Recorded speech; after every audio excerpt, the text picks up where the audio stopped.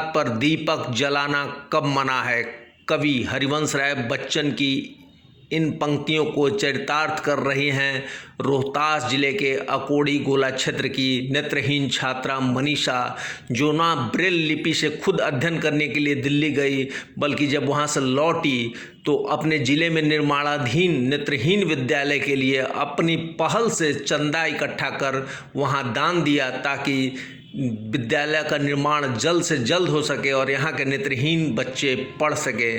जी हाँ, आप देख रहे हैं जिला टॉप देसी खबरें, और देसी खबरें की जो सबसे एक गांव से जो खबर आ रही है और बहुत ही प्रेरणादायी खबर है, जो दीपावली को सार्थक कर रही है। दीपावली का अर्थ सिर्फ दीप जलाना नहीं होता है, दीपावली का अर्थ है किसी के जीवन में दीप जला देना। और जो नेत्रहीन बच्चे होते हैं उनके जीवन में जो दीपक होता है वो ब्रेल लिपि से जो शिक्षा वे प्राप्त करते हैं तभी जल पाता है। लेकिन दुर्भाग्यवश जिले में ब्रेल लिपि की शिक्षा की व्यवस्था नहीं है। हम बात कर रहे हैं अकोड़ी गोला प्रखंड के अर्जुन बिगहा गांव की छात्रा कुमारी मनीषा की। मनीषा स्वयं बचपन से दोनों आंखों से दृष्टिबाधित है, लेकिन इस दृष्टिबाधिता को उसने कभी अपनी कमजोरी नहीं समझी बल्कि हथियार बनाया। वह स्वयं दिल्ली में ब्रेल लिपि की पढ़ाई के लिए गई। वहाँ अभी वह 7वीं कक्षा में पढ़ रही है। ब्रेल लिपि से पढ़ाई करने वाली मनीषा कम उम्र में ही मानवीय संवेदना को भी महसूस करती है। इसलिए जब अपने गांव अर्जुन बिगहा लौटी तो उसे पता चला कि अमरा तालाब में विद्यालय बन रहा है नेत्रहीन बच्चों के लिए, तो वहाँ के लिए उसने चंदा इकट्ठा करने का निर्णय किया और अपने परिजनों के साथ मिलकर ये 5800 रुपये इकट्ठा किए। इस मनीषा के इस पहल को जिले के बुद्धिजीवियों और विद्यालय नेत्रहीन विद्यालय जो लल्लन सिंह सेफ्रो आवासीय नेत्रहीन विद्यालय है के प्रबंधन के सदस्यों ने भी प्रशंसनीय बताया। मनीषा की पहल की प्रशंसा करने वालों में या उसे धन्यवाद कहने वालों में बुद्धिजीवी प्रकोष्ठ के जिलाध्यक्ष GN लाल, नवीन सिन्हा और कई लोग शामिल थे। सुनिए क्या कहा मनीषा ने।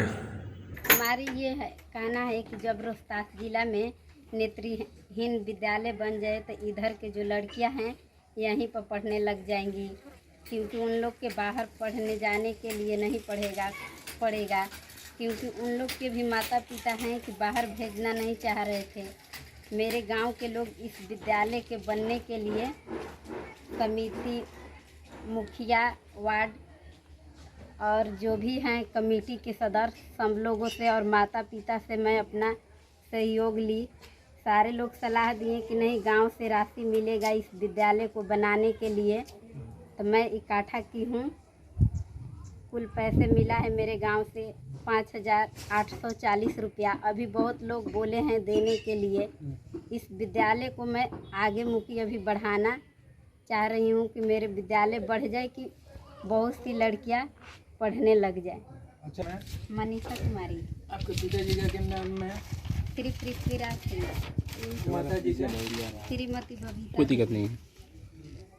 आप कहाँ से शिक्षा ले रही हैं अभी? मैं अभी दिल्ली में पढ़ रही हूँ। आप बिहार से बाहर क्यों पढ़ने गई थी? क्योंकि मैं पढ़कर कुछ बनना चाहती हूँ। नहीं, बाहर क्यों गई थी? क्योंकि बिहार में व्यवस्था नहीं था पढ़ने के लिए। आप यहाँ के विद्यालय के लिए क्या करना चाहती हैं? मेरा विद्यालय आगे बढ़े, यहाँ पर बाहर से भी बच्चे आकर पढ़ें लिखें, शिक्षित होखें। आप कितने साथी बाहर पढ़ने रहे हैं अभी प्रेजेंट टाइम में? अभी लगभग 3 साल से रह रहे हैं। आपके कितने साथी जो वहाँ पे दिल्ली पे पढ़ रहे हैं, यहाँ के रोजगार सासाराम बगुआ? 5 बच्चे। कितना लोग हैं? 5 बच्चे। क्या और लोगों को इस काम में अपने द्वारा जोड़ना चाहती हैं? माता पिता गांव के लोग सहयोग करेंगे कि नहीं करेंगे? करेंगे। यहाँ अंधा विद्यालय बनने से आपको क्या फायदा है? अपना राय विचार बता दीजिए।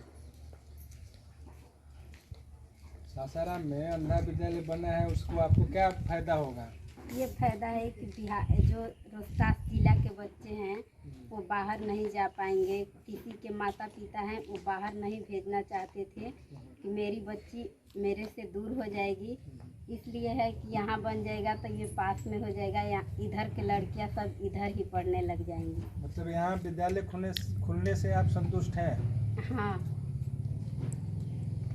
अपने मन से और कुछ बोलिए ना हम उनको। और अपने विचार में आपको मतलब यहाँ विद्यालय बनने से जो फायदा होगा वो आप बताइए। सासाराम में आप पढ़िए।